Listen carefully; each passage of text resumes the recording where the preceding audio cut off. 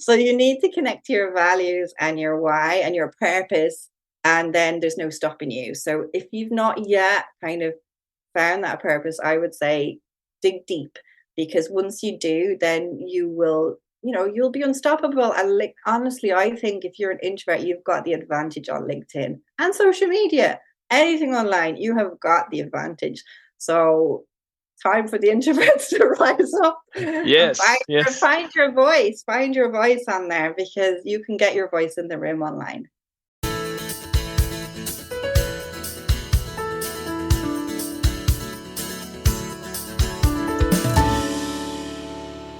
Hello, and welcome to episode 119 of the Quiet and Strong podcast, especially for introverts.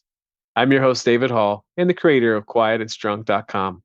This is a weekly podcast dedicated to understanding the strengths and needs of introverts. Introversion is not something to fix, but to be embraced. Normally, we'll air each episode on a Monday. Be sure to subscribe on your favorite platform. Leave a review. That would mean a lot to me. Tell a friend about the podcast. Help get the word out there that introversion is a beautiful thing. Jen Corcoran is on a mission to help sensitive, introverted, and empathic female coaches, consultants, and trainers to toot their horns on LinkedIn in an aligned, easy, and fun way. With her authority marketing, she helps them super boost their LinkedIn profiles, make genuine connections, and attract consistent, ideal clients using her four-stage PACT framework: presence, action, connect, and track. Her clients are left feeling reinvigorated, confident, and raring to go, excited to tap into all the prosperity and endless opportunities that LinkedIn offers them. All right. Well, Jen, welcome to the Quiet and Strong podcast. We're excited to have you on today.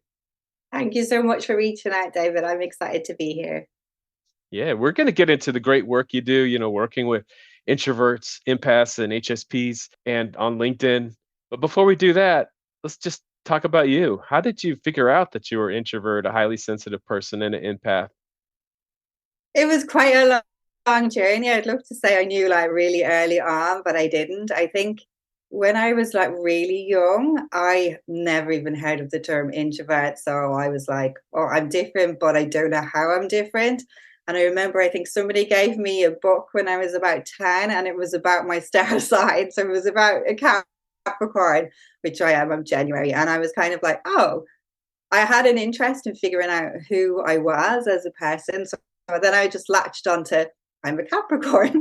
And that was probably kind of all through my teens. I'm a Capricorn. This is why I'm like this. And then I think when I got into my 20s and into the workspace, then I first started learning about introverts. And I was like, I'm an introvert. And then the empath thing, I would say, I didn't really think about it until probably my 30s.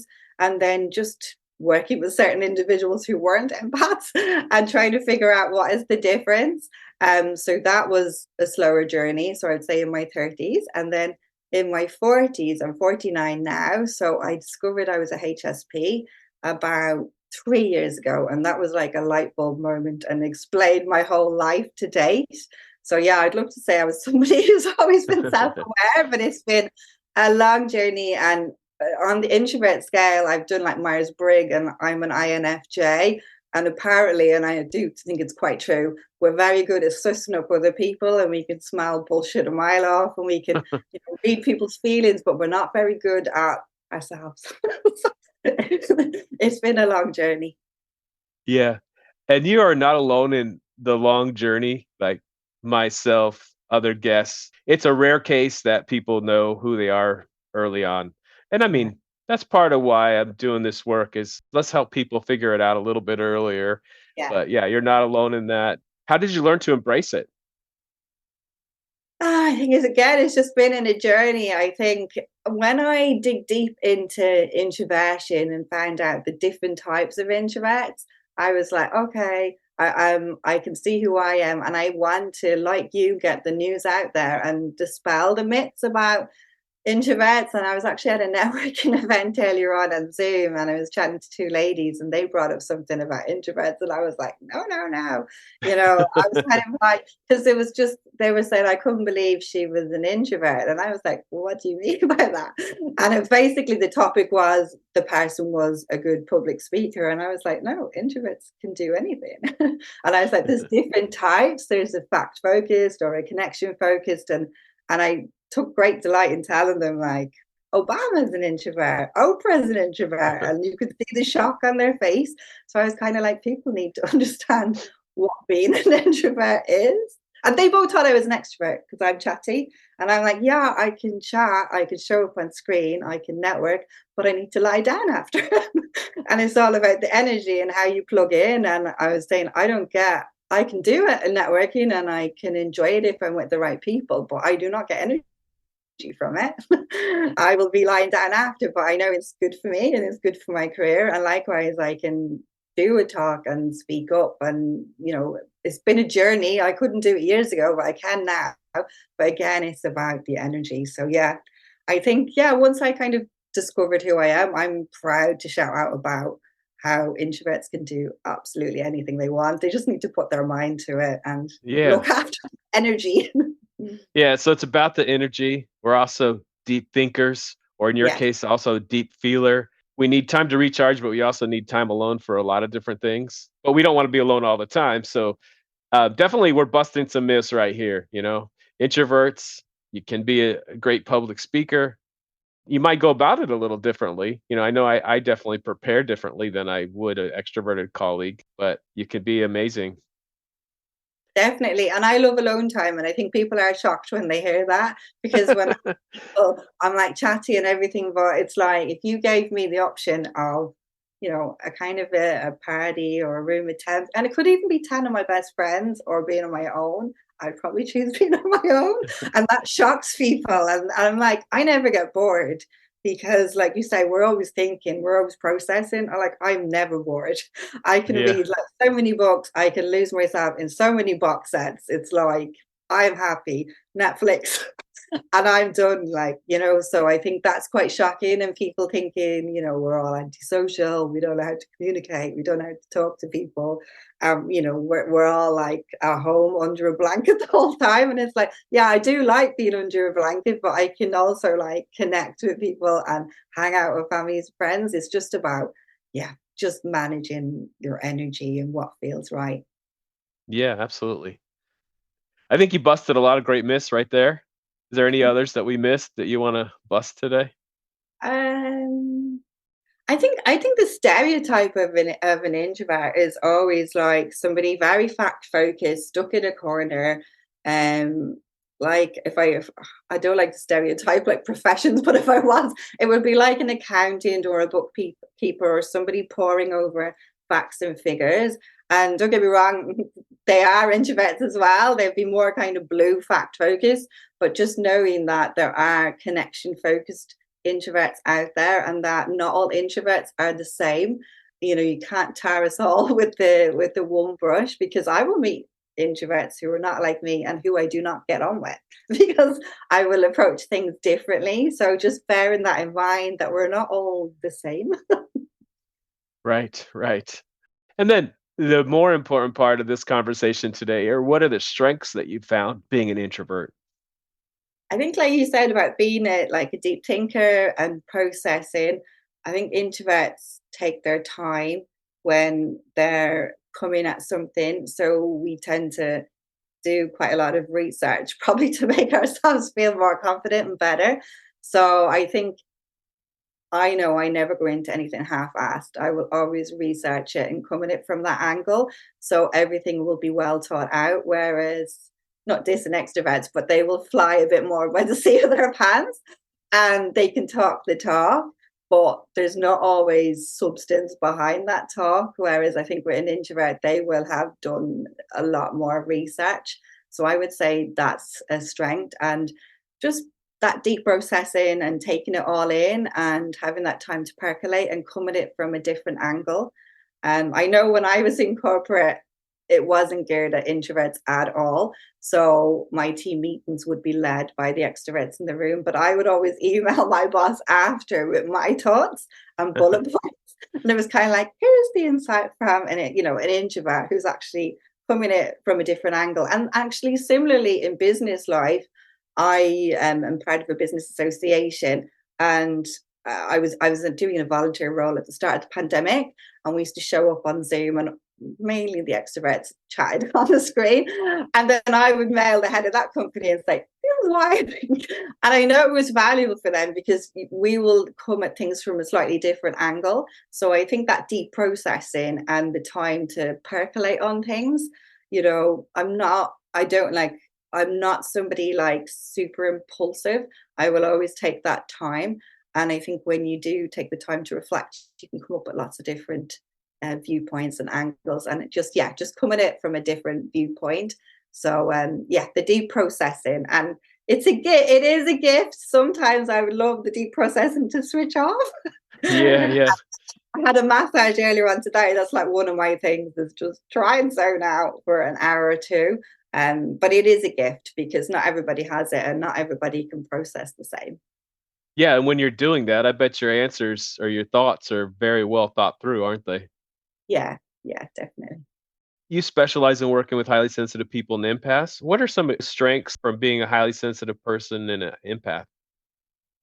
I think just being able to pick up on how people are feeling, and I can empathize and relate to their blocks. And so the reason I kind of target these people is because I'm one of them, and I have had to shift my mindset and work through a lot of blocks, and so I can recognize them in other people, and get to the crux of the matter. And I think having empathy as well allows people to feel more nurtured and safe in your company, and then to disclose more, and you can make quicker breakthroughs because they feel like they're in a safe space. And yeah, I think that's something I've had all my life. Usually when I meet people, they tell me everything. I'm just one of those people. And it's Yeah. good. It is nice. But I used to think, why do people always do this to me? And then when you meet other empaths, you're kind of like, oh yeah, this is just that they just come to us. They can feel it. So I think I know I've worked with people who maybe haven't been as empathic, and it's just felt a bit more intimidating, and you don't fully show up as yourself. You can put on a bit of a mask. Whereas I think when you're like you've got an empathic coach or consultant, that gets stripped away so you can get to the heart of the matter quicker and move on, because it's usually never a logical block. It's usually some kind of an emotional block, or I've been through them. I'm always working through my mindset blocks and trying to get better and better and better. So I'm becoming a feistier, introverted version of myself with each passing year. So tell us about the work that you do as a LinkedIn consultant. And then again, like I just said, you focus on helping introverts, highly sensitive people, and empaths. And why did you choose to focus there? Yeah, I think the work I do on LinkedIn really is a holistic approach to the whole platform, because there's a lot of hype that it's all just about content on the home feed, and I believe it's a lot more. So I have a framework that I use with my clients that is my PACT framework, and that using that has given me confidence and gives my clients confidence. So basically, the P is a bit like we've already discussed about, doing that groundwork and that deep research. And that's all about building your presence. So building your profile and building your page and digging deep and doing your market research and making sure you're customer centric when you're talking to your audience and showing up as your best self, and really making sure that you are showcasing how brilliant you are. So this can be a block for my clients because they can overthink and they are sensitive, and I help them to rewrite their profile for them so they kind of get out of their head. And I know I felt really icky the first time I tooted my horn in my profile, but it's something you then lean into and go, yep, that's me. So that's like the first kind of block. And then the second part is action. So taking authentic and aligned action and being intentional with your outreach, because I think a lot of introverts can be a little bit passive online and they worry about, oh, who should I accept on LinkedIn? Who should I ignore? And I'm like, that's not the right question. It's who do you want to connect to it? And let's go out and connect with these people, and you shape your network. You don't allow other people to shape it for you, because then you're going to have no fun on LinkedIn. You're going to be connected to random people that you don't even know or enjoy their content. So I'm all about like taking that aligned action. And then the C part is to connect. And there's various ways you can do that, whether it's through content on the home feed, commenting. I love commenting as an introvert. I find that more easy actually than creating original content. I'll happily weigh in and comment online. And then sending DMs. I love sending DMs because they're behind the scenes. Nobody can see it. So perfect for me as an introvert. And I help all my clients to work it for their personality and figure out what feels the best for them, the easiest for them, the most fun, because I don't believe in a one size fits all. And then the T part of my formula is tracking, because if you're not tracking, you're going to lose track. It's just going to be all noise on LinkedIn, and you're not going to know where you're going. And you're going to be targeting everyone in your network, and you don't need to, because yeah, less is more, definitely. So I think a lot of people just jump straight to the connect part. So pushing out the content. And I'm like, well, your profile's not optimized. You've not filled it out. It's boring. It's bland. There's nothing there. And I'm like, people are going to go back to your profile from your content and then be like, oh, this looks a bit spammy. Or you've got the wrong network. You're not connecting. You're not feeling in alignment when you're actually reaching out to people, and that's coming across as a bit off. So I find a lot of people try and fast track and they jump straight to the C, and they're just trying to sell straight away, whereas I think introverts like to build a better foundation. So I found once we kind of tick all of the boxes, then LinkedIn becomes fun for my clients, but the profile is always like the best place to start, and just digging deep into connecting with your values as well, and your why. That's important to my clients, as opposed to just putting out something for the sake of it. So it's about doing that kind of deep dive to just make them feel good and look good on LinkedIn. And as an introvert, I know we were saying before we went live, I love the fact my profile does the talking for me 24/7. And it's that warm introduction to me. So when people connect to me, they already feel like they know me. So that's perfect as an introvert. It just, kind of reduces that time networking. Yeah. We're going to dive more deeply into so many things that you just said. So, not that we can never learn from extroverts, but why is it that introverts learn best from other introverts? I think because they'll know the approach that will probably feel the best. Like, I've studied everything on LinkedIn, the extrovert, the introvert, but ultimately it's the introverted way that feels good. For example, video versus text. For me, text is my love. I will happily write all day. Video, not so much, but I will do it now and again. And I've done lots of LinkedIn lives, but over the years, I've reverted back to the text. And it's like my people resonate with the text usually because they're introverts. So I think it's just, yeah, you'll be able to emulate. If you see an introvert doing something and you're an introvert, you'll be like, okay, I can do it. And I'm seeing it in action.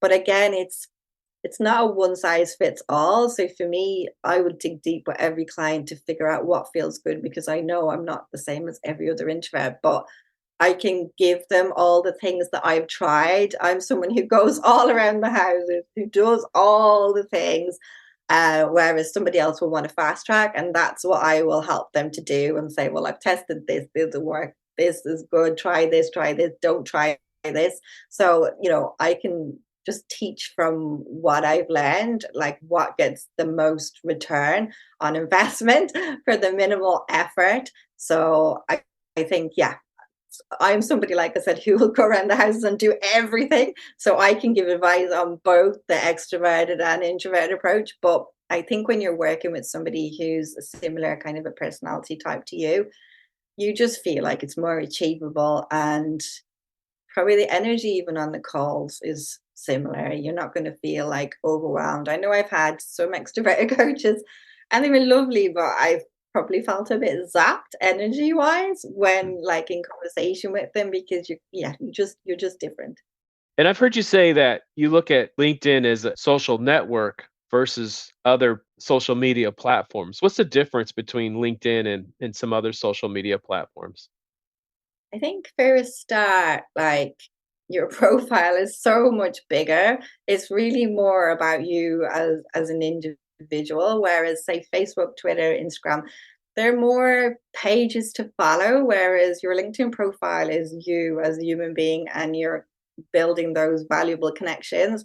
I think the content on LinkedIn for a start is a lot more elevated. There's a lot more thought leadership style content, whereas the other platforms, even if you take something like Facebook was originally created for friends and family. And even though you've got business pages, that's primarily the dynamic. And Twitter was created for like the news, short and snappy, whereas LinkedIn was created for business. So it's a professional platform. And I think one thing that people don't realize is that over the last 20 years, it's become the number one personal branding platform in the world. So it's kind of like the number one business on platform, business online platform, the number one personal branding platform, and it's going to have 1 billion members next year. It's just they've just launched their quarterly results, and we're up to 930 million. So it's just growing at a rapid pace, and I think the people on LinkedIn are more of a professional mindset and versus like Facebook, Twitter, Instagram. It's just a different dynamic. And even, the size of the bio on your Twitter, or your Instagram, it's only a few lines, whereas your profile is just a lot more detailed, a lot more interactive. And connections, I think they mean a lot more on LinkedIn than a follower on another platform. So the others are more like stuff that you consume, whereas this is more about building a relationship. You can send DMs on like Twitter, Instagram and all, but it's not the same. It's just not the same vibe as on LinkedIn. I think LinkedIn is just really all about networking, whereas the others, it's just a different vibe. They just seem more like broadcast as opposed to this is a network where you get the best results by helping other people, whereas the others are more like follow me follow me, buy from me. Whereas LinkedIn, and the best approach is always how can I help you, how can you help me? And you're a perfect example today because we connected and you've invited me onto your podcast. Right, right. So, what are some networking strategies that you use on LinkedIn? I think I'm very targeted, so I have a tracker. And I'll give you an example of the kind of people I have on my tracker. So it all depends on your goals at a certain point in time. So the tracker I have, super simple. I build it on Google Sheets for all of my clients. And everyone's different, so everybody will have different tabs. But some tabs that everyone can have. Number one, if you're a business owner, is clients. Have all your clients in one tab. So I have their names and their LinkedIn URLs and any notes. So that way, if I'm like, oh, how are my clients doing? I can bring them up quickly. I can have a look at their content. Maybe I want to comment on it, show them some LinkedIn love. Maybe I see something that's really interesting that's happened to them and I send them a DM. So it's kind of like one tab just for clients. Another tab is just for sales calls. So sales calls really over the last 6 months. So if they've not converted to a client, I want to nurture them. So again, it's like bringing up their profile, seeing what's going on. And again, it could be commenting on their content or chatting with them in the DMs. It's basically that. And another tab is, of course, LinkedIn. So the LinkedIn tab is not a super hot tab. I would say it's LinkedIn engagement, really. People who've been engaged with you over the last 7 days. So that could be in your DMs or commenting on your content. After 7 days, it tends to go cold.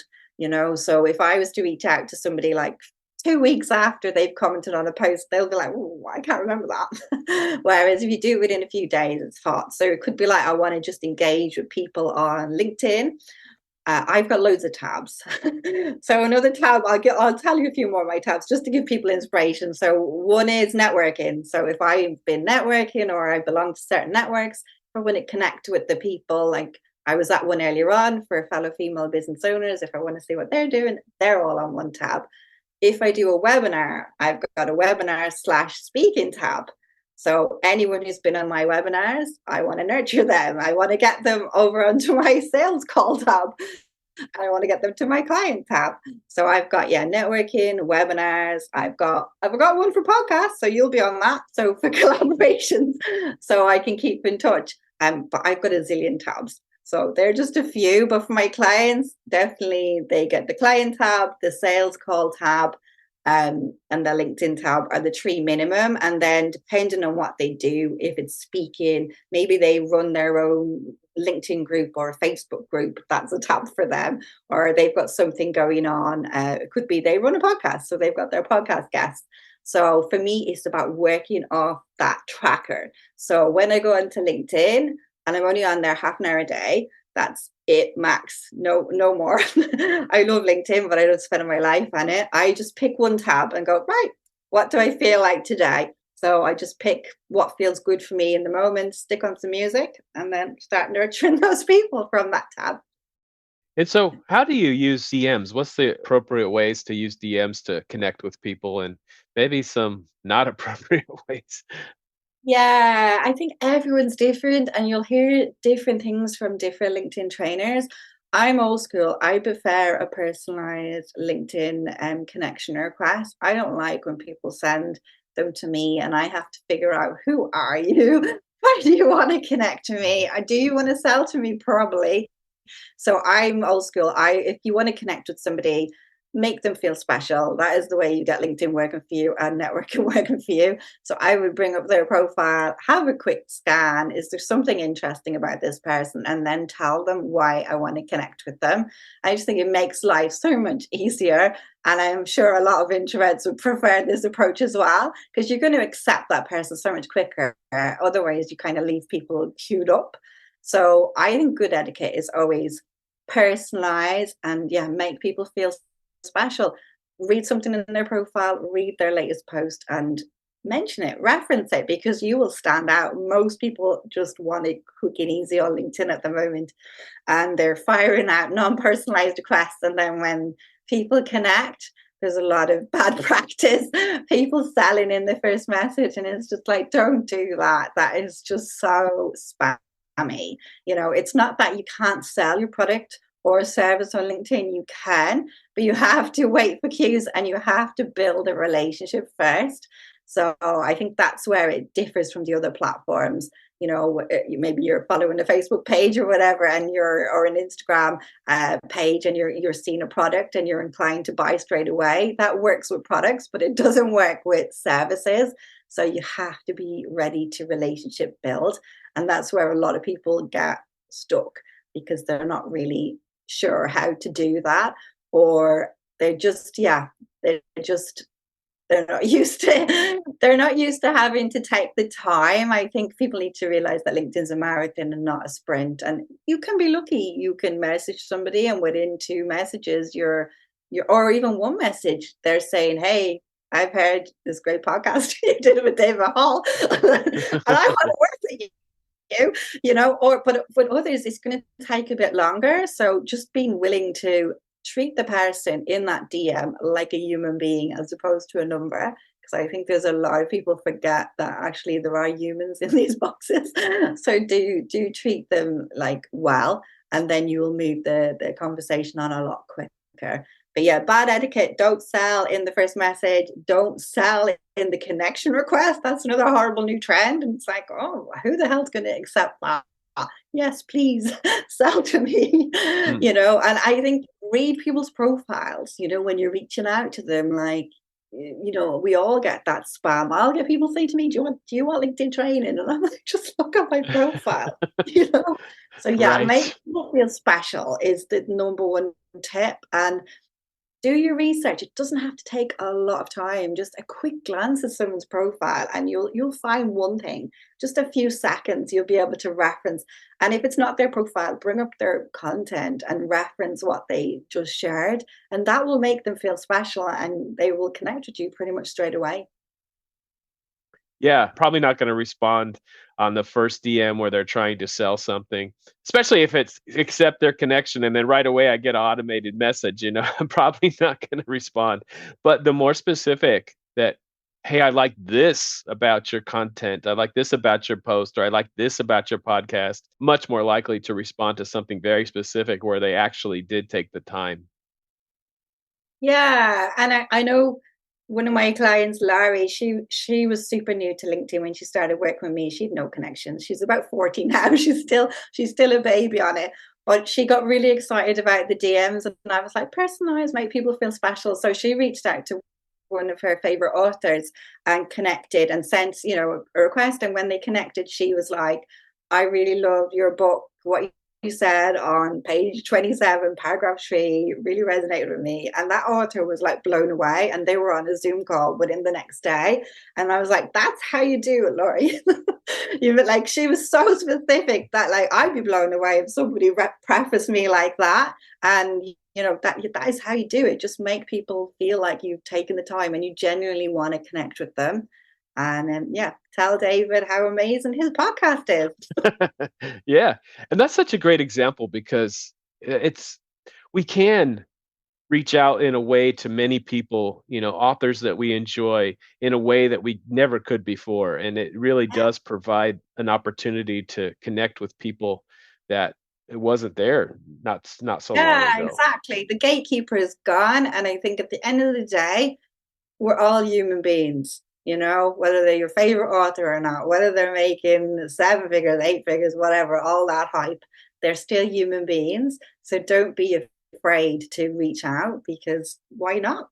Life is short. Yeah, yeah. Is there reasons why some people are hesitant to be on LinkedIn? Yeah, I think they overthink it. Because it's the professional platform, they're like, oh, I need to be this thought leader and all my content needs to blow people away and be something innovative that's never been said before. And obviously it's great if you can have that kind of content, but you don't need to. You just need to be yourself. And I think they're just afraid to be themselves. So I know for some people it will go deeper. They may have never explored who they are or their values. And I know I had this issue a bit when I started first up in my business. I kind of like, who am I? Because when you're an employee, you work for a company, you kind of learn off the company's values when you go for the job interview.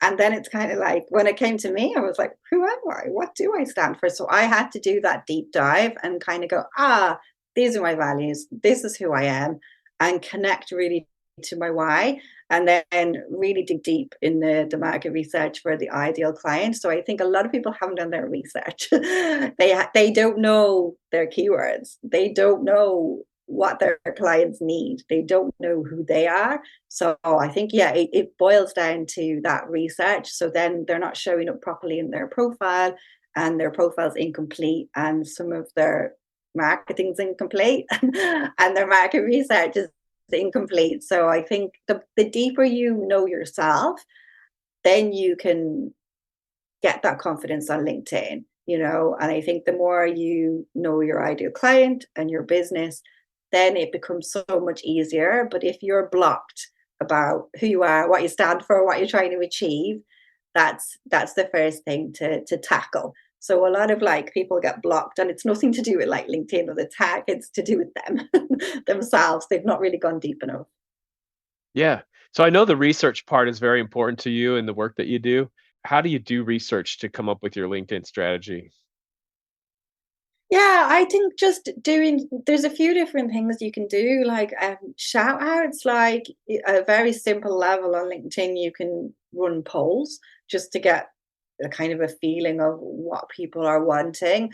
I'm always emailing my list and asking for people to help. And I think if you give a sweetener, that will help you with your market research. So for me, I recently did a survey, and the sweetener was, if you help me, I will give you 1 to 2 free profile tips. So I was inundated with so much people wanting it. I was like, oh, so I actually had to kind of cap it. So I think if you can give some kind of a sweetener, And in a way, you never know. Those market research people may become clients down the line anyway. So it was a bit strategic on my point, So yeah, think to yourself, if you're like a business owner, what sweetener can you give that is super easy to you, and you never know where it's going to lead. So I just did it at one simple email. And I did a specific shout out to the people in that I wanted. So I was like, if you're on this email list, and if you're an introvert, if you're an empath or a highly sensitive female entrepreneur, I'd love to hear from you. I have a short survey about content and LinkedIn and how you feel, and then I can tailor my content to help you more. If you want to be involved, let me know. And I gave people options. So I said, you can either respond to the form. If you prefer to come on a Zoom call with me, we can do that. And then again, when I was giving them the tips, I said, you've got two options again. If you don't want to come on a call me, that's fine. I will just make a video for you. So I think if you can give a sweetener, you will get that research so much quicker, because I think people are over like, here's my quick 3-minute survey. Can you fill it out? And you see crickets. So think, what could you offer as an incentive? And I know I've just got the results back from the survey, and it's really going to help me in my content, in my sales pages.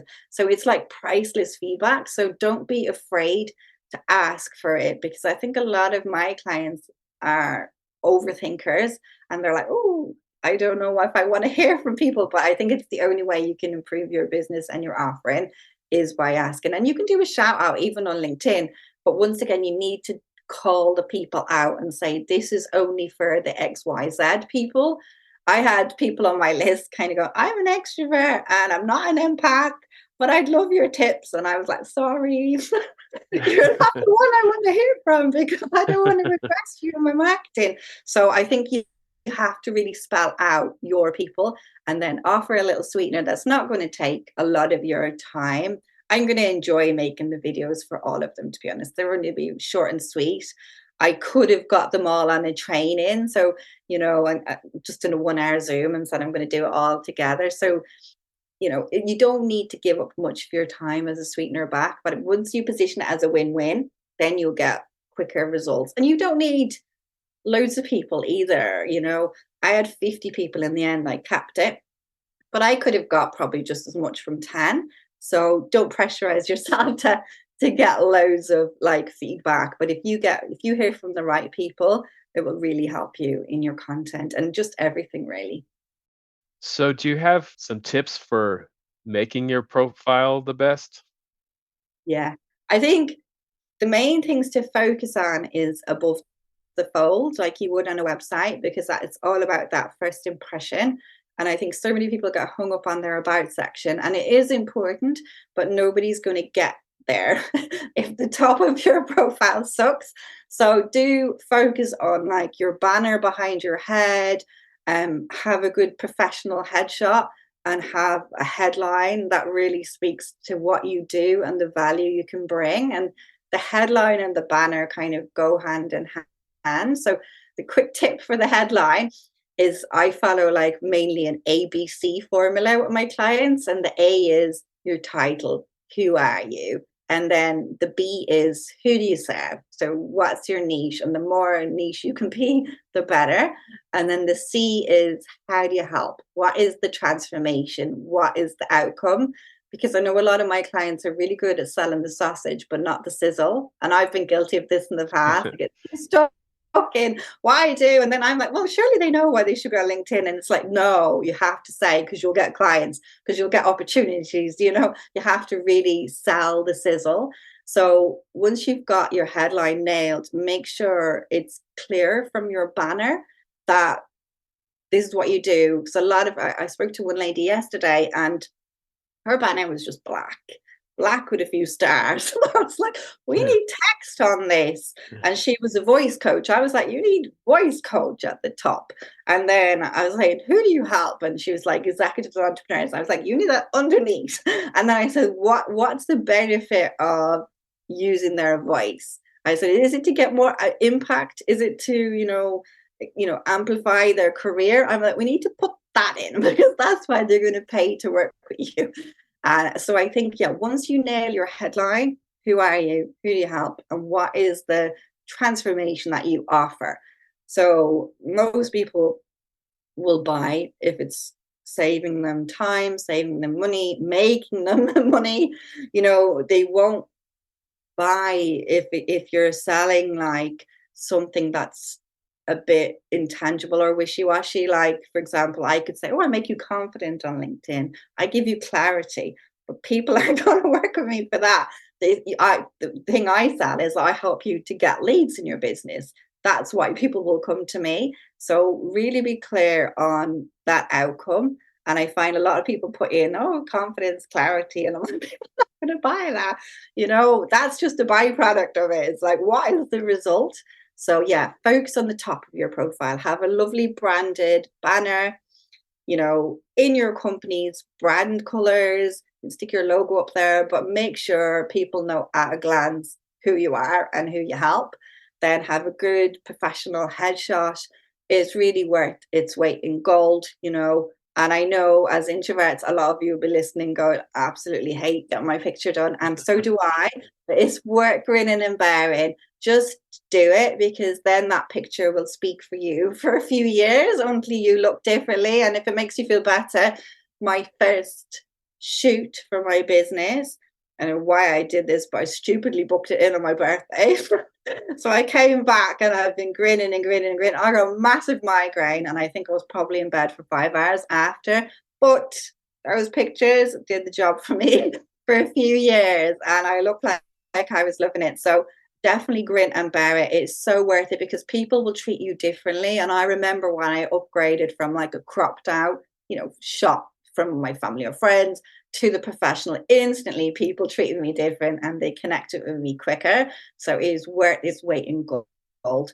And then, yeah, that headline, you've got 220 characters to play with. So make sure you use them. Don't just put in, executive coach or founder or CEO. It's like you've got 220 characters. So definitely make them work for you.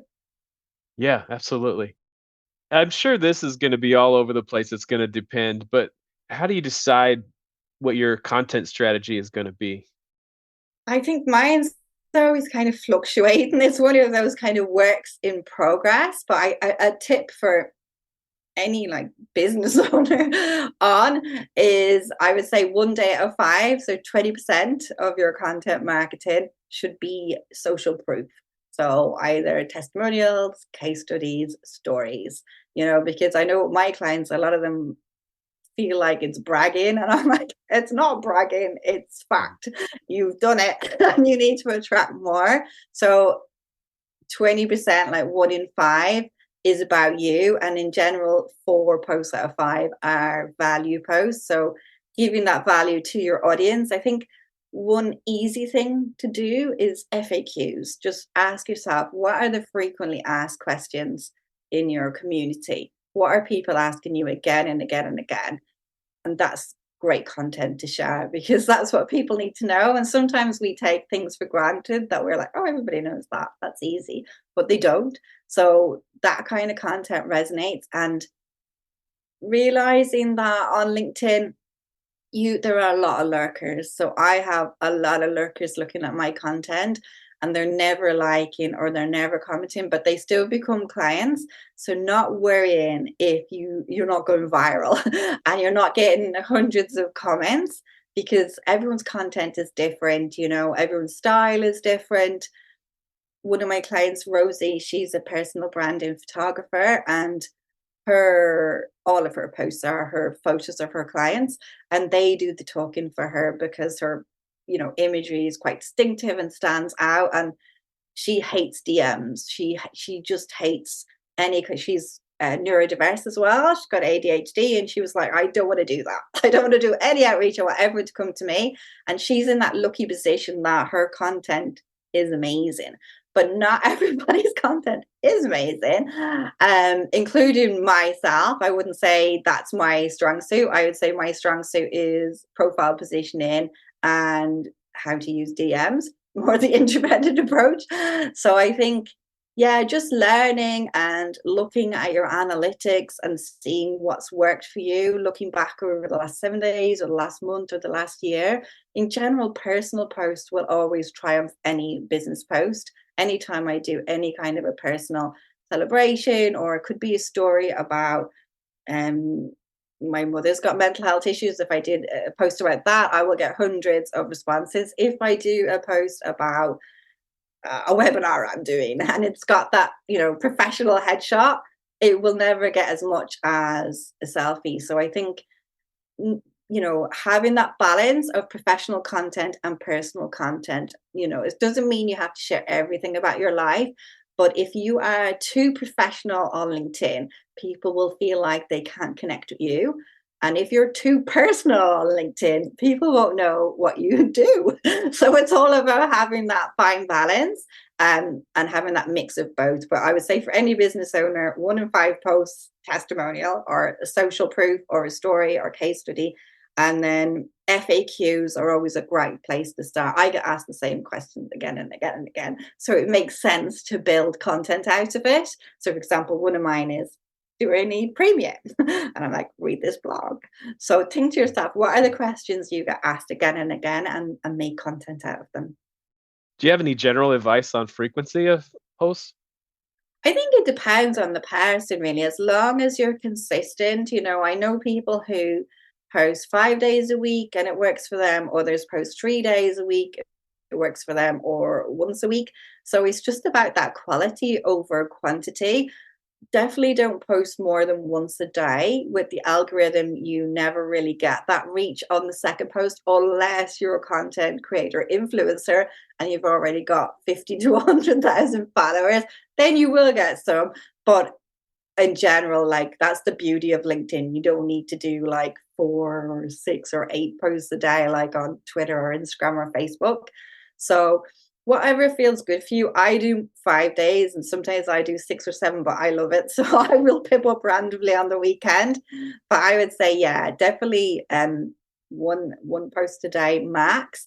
And in general, I find the morning works best for me, so around 9 a.m. But everyone's audience is different. So I would check your analytics and figure out when your audience are online. I know pre-pandemic, mine were more earlier. Like, it was the commute to work. So that was the time people are on their train or whatever, so a bit earlier. Whereas it's pushed up to 9 now because people are starting a bit later. So I think, yeah, it's just about checking your analytics. But if you've got quality content, you don't need to do it 5 days a week. And I am a big fan of scheduling, take it off my plate so I don't need to worry about it. And I'm a massive fan of repurposing and batching, because just because you post once doesn't mean you can't share it again. If it's good content, it's good content. And sometimes people need to see something a few times for them to go, I get it, I'm ready. So don't be afraid to repeat yourself, and if you watch me and my profile and my company page, you will kind of go, I've seen this before. And I just think, yeah, it's the smart thing to do. And I wouldn't have thought it years ago. I would have been like, I have to have something original every day. And it's like, no, you don't. Jen, you've covered so many great tips so far, and we probably just have barely scratched the surface. Is there anything else that you want to mention today that we haven't talked about yet? No, I think we've talked about a lot of things. I think, yeah, just knowing yourself, being willing to show up as your real self on LinkedIn, that's really the key to it. So if you find you are blocking yourself, ask yourself why, like what, because if it helps listeners listening in my business journey, I've had hypnosis even to kind of help my mindset, any blocks. So you have to really go to the root of the matter. And if you're scared of LinkedIn or shy about it, you really need to ask yourself why, and then work on that, because it's such a missed opportunity if you don't go on there. It's such an amazing platform. Look at me, I'm chatting on an amazing podcast. And but it's true. Like, you can create so many amazing opportunities for yourself if you're just willing to connect with people and have conversations. So don't dull your brilliance. And I know a lot of introverts, we are used to being in the background, and I definitely was. All my corporate career, I was a personal assistant, office manager, the only one on my team, happy to sit on my own, isolated. And I was like, you have the spotlight to my boss. But I think if you're looking to like excel in your career or your business, you need to put yourself in the spotlight. So you really need to dig deep and figure out what's going to help you feel comfortable doing that. And I know for me, it was connecting to my why. Why do I want to help these people? Because if I was to only think about myself, like Jen Corcoran, you'd never get me showing up. So you need to connect to your values and your why and your purpose, and then there's no stopping you. So if you've not yet kind of found that purpose, I would say dig deep, because once you do, then you'll be unstoppable. And like, honestly, I think if you're an introvert, you've got the advantage on LinkedIn and social media. Anything online, you have got the advantage. So time for the introverts to rise up and Yes, yes. find your voice on there, because you can get your voice in the room online. Yes, and introvert voices need to be heard. We have a lot of great ideas, and it's a Yeah. great way. So just tell everybody more about the work you do, your website, your offers, and I'll put all that in the show notes. Sure. So I work with female entrepreneurs, mainly introverts, empaths, highly sensitives. So you can find me on my website, and it's www.mysuperconnector.co.uk. At the top of it, you'll see a link to my LinkedIn profile and also my YouTube if you want to check out any of my videos. And I think I'm giving David a link as well. You can sign up and you can get my LinkedIn profile checklist for free. And this is like a 7-page, might be 8 pages now, PDF that gives you the skeleton of what you need to put into your profile to make sure that it's optimized for search. Because if you're not filling out all these sections, you're gonna come up in like 40% less search. So just building out your profile is a no-brainer. So definitely check that out and start tinkering with your profile. And when you are looking at your profile, treat yourself like you would a good friend, and like big yourself up, okay? Because I find that's the biggest block. What would you say to your friend? You'd be like, shout about that, put that in there. So anything that is an accomplishment, don't like dull your brilliance, toot your horn. And if you're struggling, get out a Word doc or a Google doc and bullet point every achievement you've ever done, and then look at it and then make sure that that is visible in your profile. Awesome. Yes, I will put all that in the show notes, and I'm going to check that out myself. Such a great conversation, great strategies, great insights. I could talk to you for much longer, but thanks again, Jen, for being on today. Thank you so much. It's been lovely chatting to you. Thank you so much for joining me. I look forward to further connecting with you. Reach out at david@quietandstrong.com or check out the quietandstrong.com website, which includes blog posts, links to social media, and other items. Send me topics or guests you would like to see on the show. If you're interested in getting to know yourself better, there's now a free Type Finder personality assessment on the Quiet and Strong website. This free assessment will give you a brief report, including the 4-letter Myers-Briggs code. I'll add a link to the show notes. There's so many great things about being an introvert, so we need those to be understood. Get to know your introverted strengths and needs and be strong.